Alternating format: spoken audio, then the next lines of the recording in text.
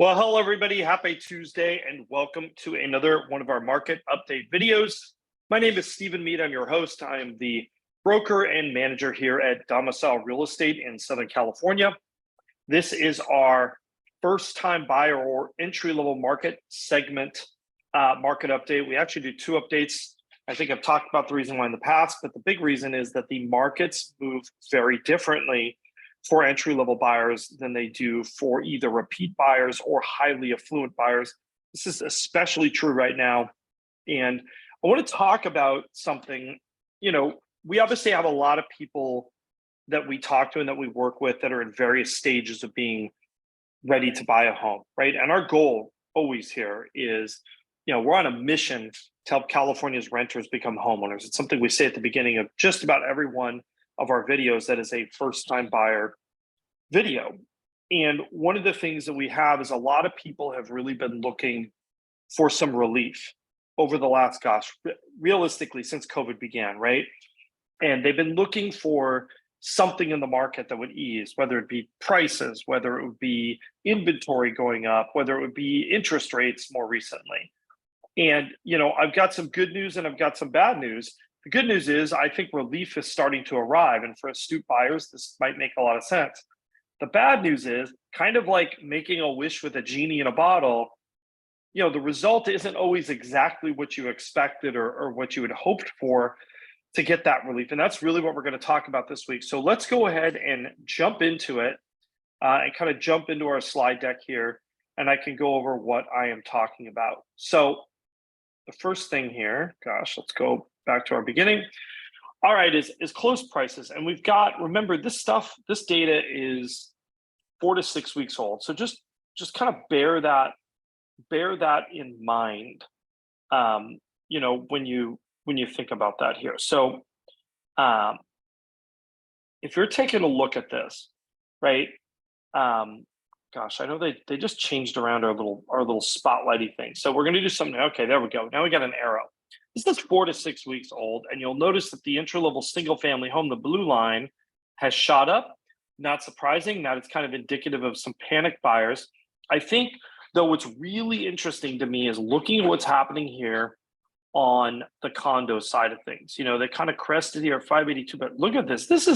To me, this is a definite little bit of a downward trend that we are seeing since, the end of July, where we kind of peaked and things have just been kind of moving in this direction on the condos. I think if you're a buyer who's feeling priced out, I think that condo market is definitely one where there are going to be some deals to be had. And again, you're going to find a little bit of relief. I know most buyers, the relief they were looking for was massive Fed lowering of rates and mortgages that were back in the fives again.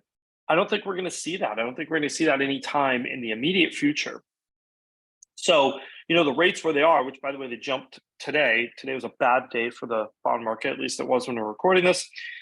This isn't something that you can control, right? But I think there is a little bit of a silver lining here. And the silver lining is, if you're a buyer, right, hanging out right now, if you're a first-time home buyer especially, you really want to buy when the rates are high. And I know this is going to sound horrifically counterintuitive to you, but here's the deal. The rates are something that you can't control, but they aren't permanent. And when you buy the property, right, I would rather be in a situation where there's a little bit less competition on what I'm buying for two reasons. A, it means I'm not going to have to ridiculously overpay for the house, right? I'm not going to just bid it up like crazy to get it. Two, it also means that I'm going to have better selection, right? I'm going to get closer to sort of my ideal property in my price range, because it's not just whatever I can get an offer accepted on, right? Like you might actually have a little bit of choice. And we're actually seeing inventory rise. We'll get into that in the next slide. But, the reason why I'm going over this is that interest rate is not forever, right? This will be the most money you will ever be spending to live in that property. So if you can afford it today, you will be delightfully surprised in years to come, if there's an opportunity to refinance and have a lower rate on that property. So let's go ahead and got to get my little spotlighty arrow out here.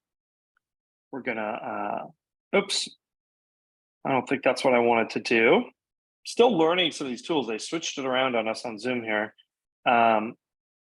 Yep, I think we're going to need to get rid of that guy. Okay, now we're back to our little spotter. So if you look at our monthly payment rate, that again tells us a very similar story. Obviously, if the prices went up, then the entry level single family home, that is heading towards a $7,000 a month payment.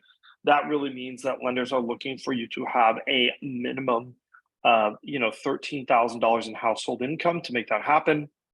But down here on the condo side of things are a little bit better at 4881. That corresponds to a little over $9,000 a month in household income to make that work. Here we see that here.